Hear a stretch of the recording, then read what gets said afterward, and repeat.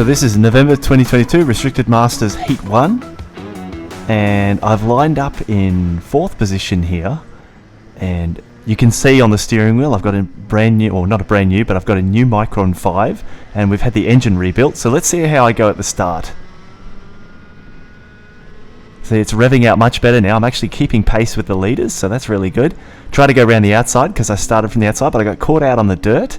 And then John Pringle got past me.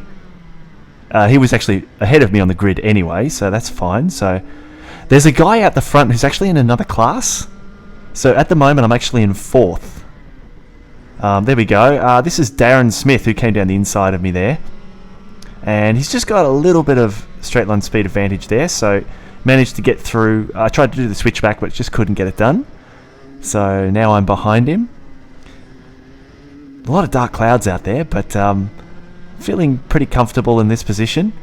Really just trying to see at this point. I haven't used the go-kart for a month because we've been getting it fixed. Oh, there we go. Mo's coming past me now. All right, so Mo is just behind me on the grid, I think. So got a good run on me along the straight there, and I cut a bit fine there, and just couldn't get anywhere there. So I just let him go. So I lost a couple of positions, but at this point I'm just happy that it got off the line okay. And we'll see what happens with Mo up ahead. I qualified a little bit faster than Mo, so I should be able to close up, but we'll see how we go. Oh, he's getting a bit squirrely there. Actually, we find out a little bit later that I think Mo's actually got a problem with his rear left tyre. That's probably why he was all over the place there. Seems to be okay down the straight. I decided not to go to be too aggressive there, but yeah, you can see how much Mo is swirling around. So. And I think it's on this corner he actually loses traction completely and goes off. So he had a rear puncture. So unfortunate for Mo. But now I've got Darren Smith in front of me. Bit of a horrible entry there. Man, he's gotten away a little bit. Going flat out through there. I've actually had my chassis straightened again. So I've been basically having to get my chassis straightened pretty much every month for the last 3 or 4 months. So it's been really crazy. But we have got a few things here that are different. So the engine's been rebuilt. So it's actually quite good on the straight now in terms of not bogging down like it did at the beginning in the old days. Also, I got that Micron 5, as I said.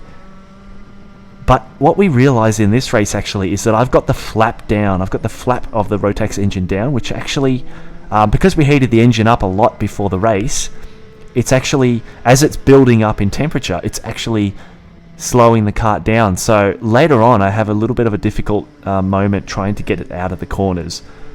So let's see how we go. I think it's okay at the moment, but the engine temperature is creeping up. It's not too bad there. See, when it's the right temperature, it goes out of that corner really well. But when it starts to go over, like if it gets up to about 61, 62 degrees, it really starts to cut out quite a bit. So really not catching up to this guy at all at the moment. Trying to make some gains, but just not quite there.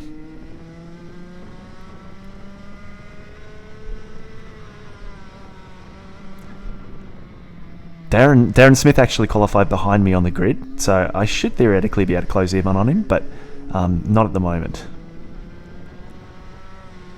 So let's see if it's this corner. That one didn't seem too bad, but no, there we go. It's really hard to tell on the TV, but yeah, see, Neville just went flying past me. So I think the engine, there we go. I've opened the flap now, but yeah, I don't know. Let's see. It actually happens. Maybe it took a while for the engine to actually cool down again because it takes a few laps for me to actually get it back in terms of at the top of the straight there. For the rest of the lap, it seems okay, but it's just at the top of the straight, it was really cutting out quite badly. And as you can see, Neville just went flying past on the straight because all my revs cut out at the top of the straight. Anyway, I caught back up around the lap, and we'll see how we go here. Yeah, so for one, I'm going a bit too wide, and it was just cutting out heaps. And my hand went up there because I was really annoyed. And then we can see it's Formosa and Steve Lewison, and I had to cut out all my revs there because I had to slam on the brakes so I didn't run into the back of them. So yeah, a bit annoyed at this point. I'm thinking, oh man, really not doing well. But now that the flap is open, I think the engine temperature, from memory, is actually coming down again. So it starts to behave a little bit better at that top corner. Because that top corner is really... it should be flat. But sometimes if you go over a bit of a bump there and get off the throttle and the temperature goes up, for me anyway, it's been really difficult. So there we go. First good time around that corner. So they're not getting away too much at this point. So Steve Lewison ahead of me. Steve's pretty quick. I also have a bit of a race with him in the next heat as well.